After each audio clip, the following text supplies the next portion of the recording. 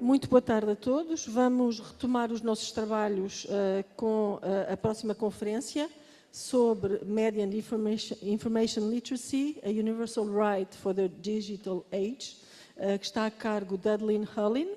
Adeline Hulin é chefe da Unidade de Literacia Mediática e Competências Digitais, na sede da UNESCO. Trabalhou no Gabinete de Ligação da UNESCO em Bruxelas, onde liderou a implementação de projetos globais da UNESCO, tais como o Social Media for Peace, tendo sido também responsável pela parceria com instituições da União Europeia em matéria de liberdade de expressão e assuntos digitais. Anteriormente, trabalhou no gabinete do representante para a liberdade dos média da OSCE, em Viena. É autora de um working paper do RSC para o Instituto Universitário Europeu intitulado Statutory Media Self-Regulation Beneficial and Detrimental for Media Freedom e escreveu a monografia Autorégulation des médias en Europe, Impact et Perspectives et Limites. Please welcome Adeline Hulin.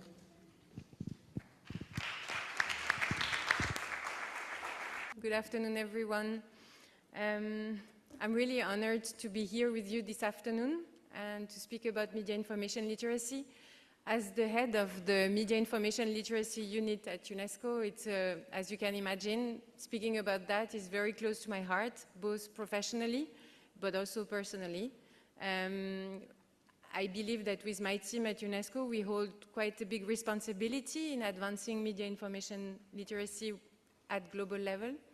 And I wanted to speak with you about some of the challenges that we're facing, but also maybe to go back more in details about what we have been doing. The Media Information Literacy Unit of UNESCO is rather new, although it's a very old program that has been established decades ago, and I know that many of you in this room have been working much longer than I did on this Media Information Literacy program. But in fact, since 2 years, we have a proper unit. And I wanted to go back and explain as well what we have been doing, what are our main objectives, and what we are still planning to do. But before that, I just wanted to start and take you a little bit back in history, very recent history. And I wanted to speak about something that happened just 10 years ago. It was in 2015, and in Paris, you probably know that Europe faced one of its darkest nights, the deadliest terrorist attacks in decades, and this was just 2 weeks ago that we gathered to commemorate the 132 victims and reflect on what those events meant for all of us. We remember the city's motto of Paris, Fluctuat nec mergitur, which means Paris is tossed by the wave, but it does not sink. And indeed, Paris was shaken, but it did not sink. And those commemorations, they were not just about remembrance. They were also a moment to rethink about what happened that night. And obviously for me, to rethink about what happened that night with my media information literacy lenses. And I recall it vividly. I was living in Brussels, but most of my friends are in Paris. I'm French, I'm sure you can hear from my accent. And many of my friends are living very close to the places where the shootings were taking place. And my phone was buzzing with WhatsApp messages like really crazy, and everyone was trying to confirm if the loved ones were safe. And my first instinct was, like many others would do at the time, you open the television and you try to understand what's going on. And the journalists were struggling, and they were trying to make sense of what's happening, and were trying to provide verified facts, but also urging people to stay home. But at the time, it was 10 years ago, we already knew something. In particular, something that was that social media were where information moved much faster. So like many did, I opened Twitter. Twitter was still Twitter at the time, they called like this. And you have to remember that this was 10 years ago. It's not such a long time ago, but it was before COVID. and it was before disinformation was actually becoming a day, I mean an everyday word in our life. And I think what unfolded that night was really an early glimpse about what was to come. It was a flood of false information on social media. And we rarely think about that because it's an old example, and it was, as I said before, disinformation. On Twitter, you had rumors of shootings taking place far from the place where the real attacks were taking place, like places like Les Halles, if you know Paris, but there was no shooting there. And in fact, this created additional confusion. It was basically complicating the work of the emergency services and police. At the time, what we knew was that, what I said, we knew that information was traveling faster, but we didn't grasp yet what was going to come in the research and in the discussions in the year to come. That was how information is being amplified on social media. We didn't know that how algorithms are rewarding speed and emotion over accuracy. We didn't have yet the language that we use today. We didn't know what the Nobel Prize Maria Ressa keeps saying in all her speeches, that on social media lies spread faster than truth, and it actually spreads usually 7 times faster than that verified facts. Now, the interesting thing is the following. A few months later, in March 26, similar attacks took place in Brussels. I was there on that day, and again, my phone was buzzing, but this time my friends and family were trying to understand if we were all safe. But something remarkably different happened that day. A message from the police began circulating on social media, and they were asking for silence radio. They asked people to stop sharing details on social media to avoid compromising security operation, emergency operation. And then something extraordinary unfolded. The Twitter and the social media were actually, I hope you can see, flooded with cats. Instead of posting unverified information, people started sharing cats memes and pictures. And in fact, it was a collective act of creativity and solidarity. Citizens understood that spreading rumors could do harm, so they chose humor and empathy to protect lives. And this was more than just a quirky moment, it was really a turning point. It really showed that digital behavior can change when people are aware of the consequences.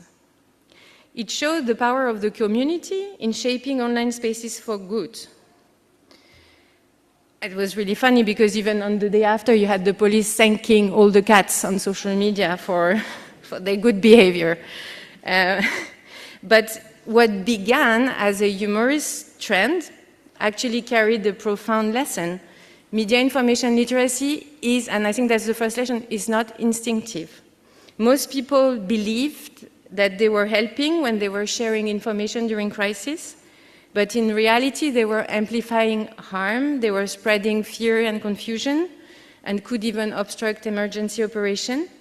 But the second lesson is that, and it's the encouraging one, is that critical thinking and a good understanding about how information flows and impacts society, with this, people can change their behavior. And they can actually move from being passive sharers of information to defenders of something we can call truth. They can not only refrain from spreading rumors, they can counter them. And in fact, here we look like what we saw is that people have learned quite quickly with cats. But this is the very essence of media literacy. First, critical thinking, people questioning why and what we share. The second one, ethical engagement, recognizing the responsibility in the digital space. And third, the creative response, meaning using humor, solidarity to protect lives. And that day, I think the flood of cats was becoming a symbol of something bigger. the power of informed citizens to shape the information for good and an ecosystem for good. And that's what I wanted to say. It's like, it's not something instinctive. Now, fast forward from 2016 to 2020, 4 years later, the world was hit by COVID and the pandemic became an infodemic. False cures, conspiracy theories, viral misinformation spread faster than the virus. And you might remember some of the claims that they are implanting microchips with the vaccines, or the 5G towers are causing the virus, or you can drink bleach in order to cure yourself. They were just not online rumors. Here we could see that they spilled over into real life, and people refused some life-saving treatments. Families were torn apart by these discussions and conflicting beliefs. Communities were divided, and the trust in science was also eroded. So it was not only a public health crisis, it was an information crisis. For the first time, we discovered what it is to have an information crisis at such a scale.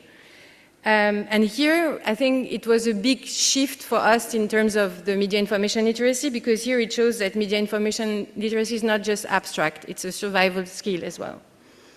And during those months, you remember wearing a mask, get vaccinated, trust a news source. Everything was shaped by information.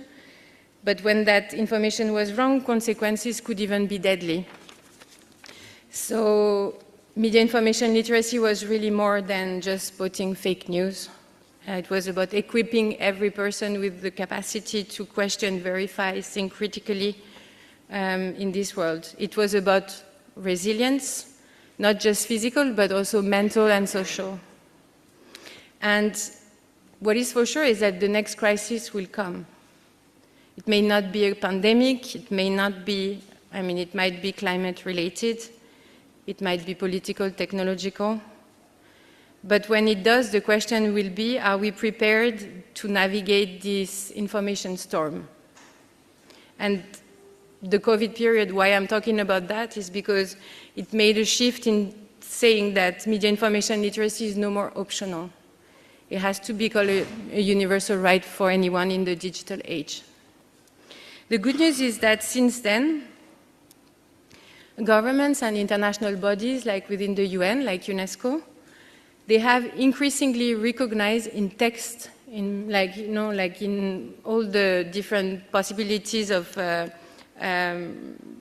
regulatory texts that could exist, they recognize the importance of media information literacy. In 2021, so right after COVID, there was the landmark UN resolution that established the Global Media Information Literacy Week, which we now celebrate every end of October each year. But then, in 2024, the member states of the United Nations took another historic step forward. And this was done through the Pact for the Future and also the UN Global Compact, where they recognized media information literacy as essential for all citizens, and they committed to integrate it in school curricula by 2030. So, for decades, we had been championing curricula, framework development, etc., but this time it was different. It was the first time that we have a clear commitment from governments worldwide. It's also the first time we have a promise to make these skills universal, starting with the next generation. And it's really also a shift from optional program to automatic integration into school curricula and education system. And this was very important for us in the work we do as UNESCO, because when media information literacy becomes part of every child's journey, we're not just teaching skills, we are building resilience, what I was mentioning before. Yet, there is a lot of work ahead of us. We were very thrilled when there was this global commitment of member states to have media information literacy integrated in the curricula. Now the issue is, how are we going to measure this? How are we going to be able to keep track of that? And one of the big difficulties also the fact, and I'm sure here in the research community, you know this better than me, that there is a lot of different kind of definition, trying to put media information literacy under citizenship education, under digital education, etc. Anyway, we took the challenge to develop the first global database, which is not available for the public yet, but we have a first draft. A first database about trying to measure where are the countries globally in terms of policies, and where are the countries globally in terms of curricular integration.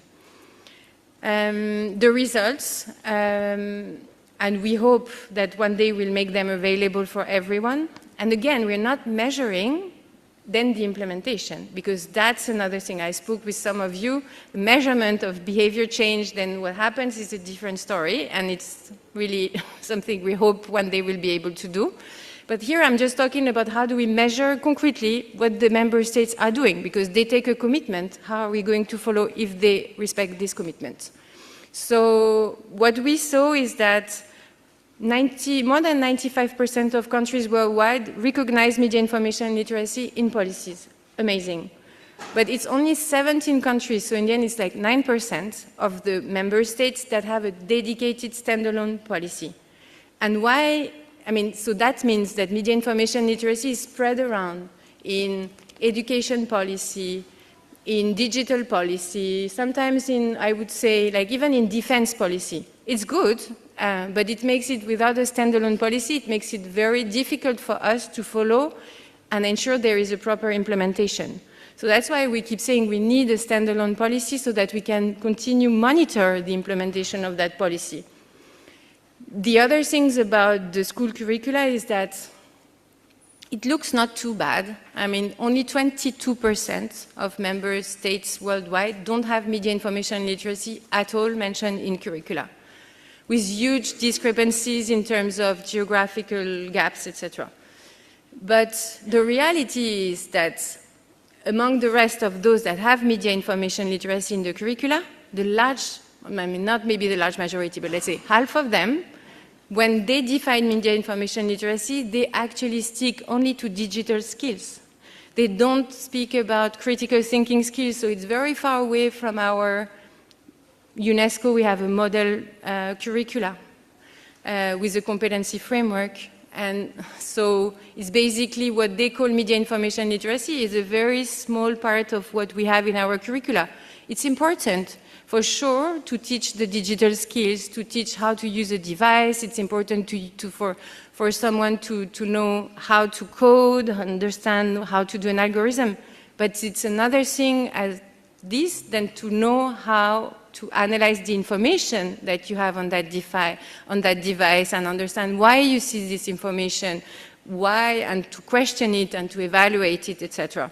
So the reality is that we have a lot of work to do as well to explain what we think, what we know, how we define media information literacy for UNESCO. And so to go beyond just the digital skills, which is very important, but is not sufficient. And this is the reason why we keep saying that it's important just to teach beyond just the question of digital skills and to incorporate the question of critical thinking is related as well to the question of disinformation that I mentioned at the beginning. You probably know that since 2023, the World Economic Forum classifies disinformation as a global threat #1. And so the gap that I mentioned before about the theory and the practice, they really matters because it's a warning that if we do not accelerate our efforts, we risk having a generation that is digitally connected, but critically disconnected. And so we need to really ensure that we feel like that we work against that gap. So you will ask me how we are going to do this. Well, it's something that we do in different ways. We want to ensure that media information literacy is not just for the few privileged ones, but as I just said, it's a universal skill. We work in both ways. We work in formal education and we work in informal education. For the formal education, we have, I just mentioned, the global curricula that was released in 2021 that is used as a model, meaning that we're not saying that a government needs to take it or, like the authorities, the Ministry of Education needs to take it and implement it. No. What we say is that it needs to be localized and make sense in terms of, referring to concrete examples for each and every country that would make sense for the citizens. But this model curricula was released in 2021, and I must say that the big endeavor that we have now in front of us is to adapt it to generative AI. Because this curricula now, I wouldn't say it's outdated because there is already a big part of it that is about AI, but it's not mentioning so much generative AI. So this is something we are going to start in 26, I hope. And over the past 2 years, we've worked with more than, I would say, 32 governments where we developed really the curricula, localized it in many countries. I mean, today I was reviewing some reports. It goes from Myanmar to Cambodia to Albania. I mean, we have a very long list. And where we also work on practical pedagogical tools for training teachers because they are at the front line of this transformation. But, and this was like, it's a big but, the reform of curricula is a very, very lengthy process, and we are running against time. And that's also why we are investing in informal education, trying to reach out to the people where they are, so not just in schools, but really going to them on their phones, in their cities, in their community spaces, through different kinds of programs. We have developed massive open online course. We have developed digital campaigns. We work with media. I'm going to show you a little bit what we've been doing. And our goal is very simple, is to make it accessible, relevant and actionable for everyone, everywhere. So this brings me now to speak about the first key players we've been working quite a lot in the past years. We've been working with the traditional media. Sometimes people say, hey, we should not say traditional media, we should say professional media. There is always some debates around that, but let's say professional media. And we think their role is really critical about media information literacy. But somehow it's not always obvious to work on media information literacy with media because media think they don't need to do that because they are media information literate, which is true, they are media information literate. But bringing journalistic information, so bringing verified information, is something different than empowering an audience in order to make sure that they do understand the value of journalism. It's very different to bring journalistic content than empowering an audience to understand how the information was produced, to be transparent about it, etc. So we have a lot of work of explaining to media why it makes sense to do media information literacy. But how we do it is very simple. In fact, we refer to the issue of the lack of trust in journalism that is right now becoming that has become bigger and bigger. The Reuters Institute Digital News Report for 2024 shows that 40% of people globally say they trust most news most of the time, so it's only 40%. And in some countries, the trust is even lower. It goes to 20%, like in Greece. The Edelman Trust Barometer confirms these trends. Traditional media sources like newspaper and broadcasters rank among the least trusted institutions. So what we keep and what we're trying to tell media is that this erosion of trust is not just a reputational issue, it's a democratic issue.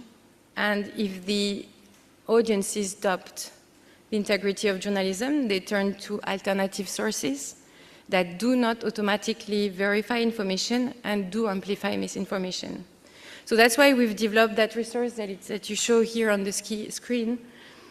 It's a new interactive tool to help media integrate media information literacy in their programs and in their policies. It's supposed to be practical, it has video tutorials, it has practical fact sheets, examples, things that are ready for use. And it provides as well a set of 9 indicators for media to measure progress and impact. We've started partnership. Instead of trying to partner with media organization one-to-one, our strategy was rather to work with umbrella organizations like the African Broadcasting Union, the Asian Broadcasting Union, the organization representing community radio like AMARC, etc. And so our idea through this is to reach out. We know that we've reached out to more than 1,000 media outlets because altogether these umbrella organizations have like 7 billion audience. So we see progress. The umbrella organizations have actually adopted media information literacy policy, which is this year, which is really a big step. So we are very excited about that. But again, this is something we need to continue, and really part of the work is explaining to media that media information literacy is not like doing journalistic work. It's something a bit different. Now, what I wanted to speak about is also that, as you know, the new information ecosystem where we live in is not just about traditional professional media, but right now the content creators, the influencers, they shape what millions of people see, believe, and share online. They're not just entertainers, they are opinion leaders. They're trusted voices, especially among the youth. And for many, and even especially the 15-24, social media is the main and the primary source of information. So it's a big switch, meaning that the younger audiences access information through social media, mainly, and on social media, news is becoming their sources of information, like primarily, and on this, then the content creators have become also like one of the major sources of information. What we wanted to do 2 years ago was to understand what it means concretely. And so what we did was to do a massive survey to understand the skills, the motivation, the challenges of content creators. So we did this survey with an American university, and we questioned more than 500 content creators in 50 countries. And again, to understand how they work, what they think. And what was really striking from that survey, that it confirmed many things that we were already thinking, is that the large majority of the content creators, they have absolutely no idea of the role they play in the information ecosystem. What I mean here as well is that for a large majority, I think it was more than 60%, they don't know anything about the standards on freedom of expression. They don't know what it is when we speak about defamation, what is hate speech. They don't know that there are some legitimate limits. I mean, there are not many, but there are legitimate limits to freedom of expression. So that was one of the first results. But the second thing about the verification of information, it was like the large majority, 62%, they say they do not verify and fact-check information before sharing. The other striking information that we got from that survey was that the large majority, we asked them, so how do you verify information? And the answer was like the popularity of the information, how many shares, how many likes.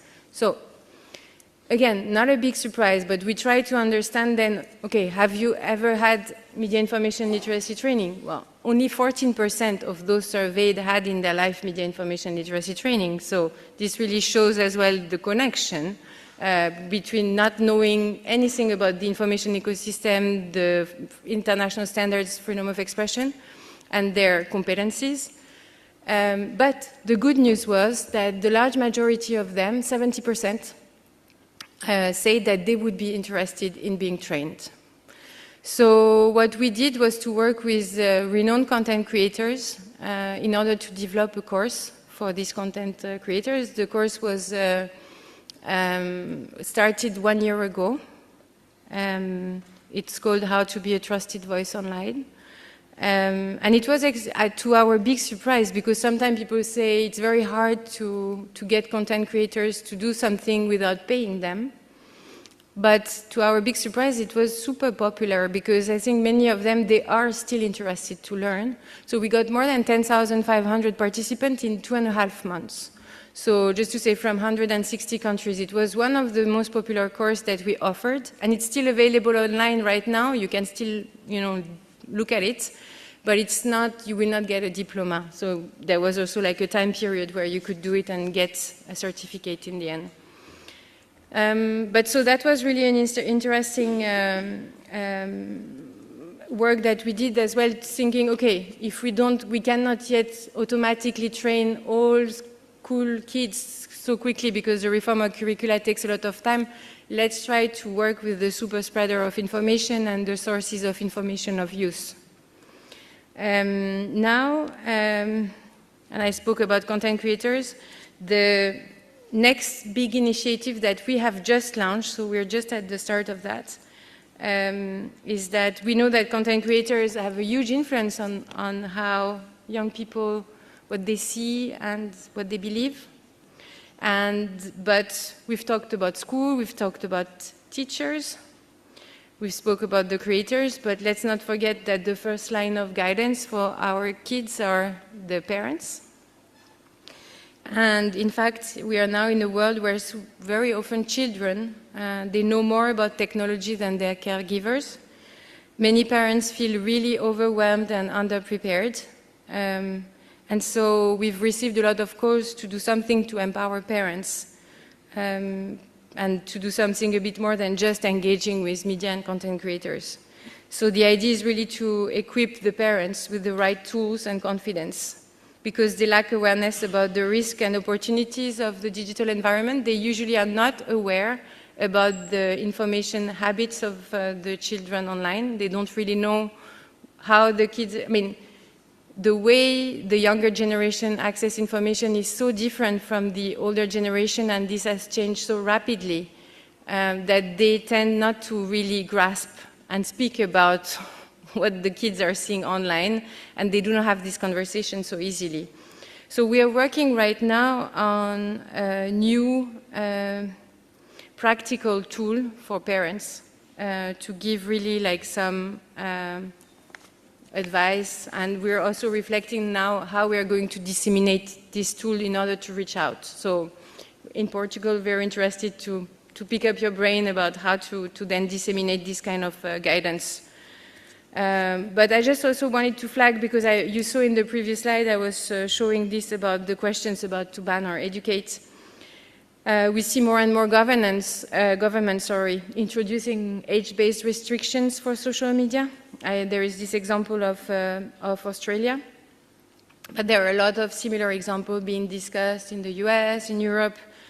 And I'm not going to, we at UNESCO, we don't have a position around the banning. It's not, and it's also not the mandate that I have as part of the work on media information literacy. But what I want to say is that these measures, they aim to protect children from harm, but they also raise important questions, because the bans, they will limit exposure, but they will not teach the skills to children to thrive online, like how to verify information, recognize manipulation, understand privacy risks. So what I want to say here is that banning should not come as an alternative to providing media information literacy skills. It needs to be, it should not be one or the other. And without media information literacy competencies, restriction could create a false sense of security, or even push young people towards less regulated spaces. So this guide will come in 2026, and we know that there is already really a lot of interest about the piloting and the scaling up of that. I'm coming to, I don't know how much time I'm talking too much or not, but I just want to speak about the last point, is that we've been speaking quite a lot over the past years about user empowerment and how to build capacity of each and everyone. And I was myself sometimes a bit scared about how much expectation there is on the work we can do in this media information literacy unit, because there is a limit about the capacity building of each and every individual, and I keep saying that we can't put the burden on each and every individual. So we've also been working on the concept of media information literacy as a multi-stakeholder responsibility, a whole society approach. And we've done that through the work we did as part of the guidelines and the governance of digital platforms. But I also want to highlight a report we've done with the World, I was working on that with the World Economic Forum, and that was released last July, that is really about the systemic approach of media information literacy. And so in these companion documents to the guidelines, we are trying to break down and explain what do we mean by user empowerment on digital platforms, because what we're saying is that, yes, we need to continue, we have to build, train each and every user, but this will not be enough. If you see the space, the pace of the changes of technology, the time that you need to adapt the curricula, this cannot be like the only solution. So that's why here in the document we're explaining and breaking down how it's a shared responsibility for each and everyone, for the regulators, for the digital platforms, for the engineers, for those developing technologies, and that it really requires this whole society approach. So the message is quite clear. It means that meaningful participation requires both individual skills and structural support. Users need tools and knowledge, but they also need an environment where transparency, accountability, ethical standards are the norm.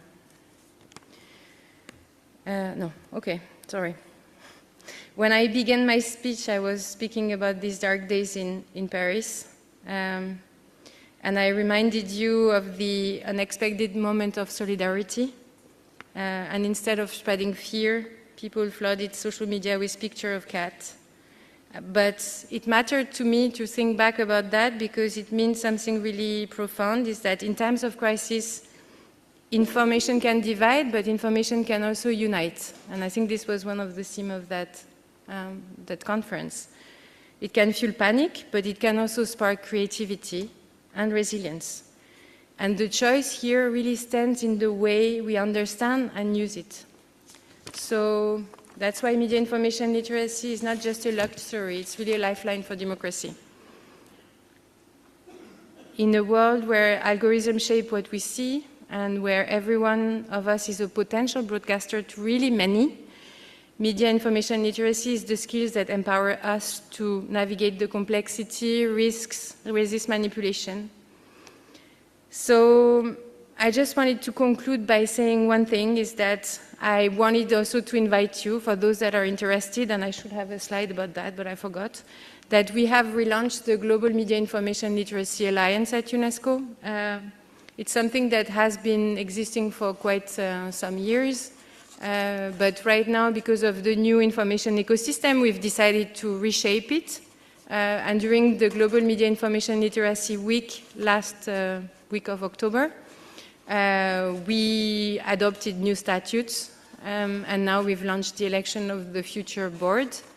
But it's very promising. We have already more than 700 organizations, 400 organizations and 300 experts. And the idea is really for us to use UNESCO's convening power to have a real network of networks and facilitate exchange of information between experts, between academia and policymakers, or those that are like me working in the unit for media information literacy, those working on policies, and also to do more connections for, in case someone in country A wants to get an exchange of best practice from what happened, because we see right now it's building and there are so many good examples of what can be done. So if you're interested, it's very easy. You just do Media Information Literacy Alliance and you'll find the page. But I just wanted to conclude with that and to really invite you to join as well this global movement. Thank you very much. Thank you so much, Adeline. Thank you. Deixava aqui espaço para mantermos aqui o nosso horário para uma pergunta. Alguém que queira colocar a Adeline, pode ser em português e nós ajudamos aqui com a tradução. Temos aqui muitos estudantes que estavam animadíssimos aqui a ouvir a Adeline, portanto, se quiserem colocar uma questão, também ficamos muito contentes com isso. Estejam à vontade, está bem? Alguém quer fazer alguma pergunta? Tito.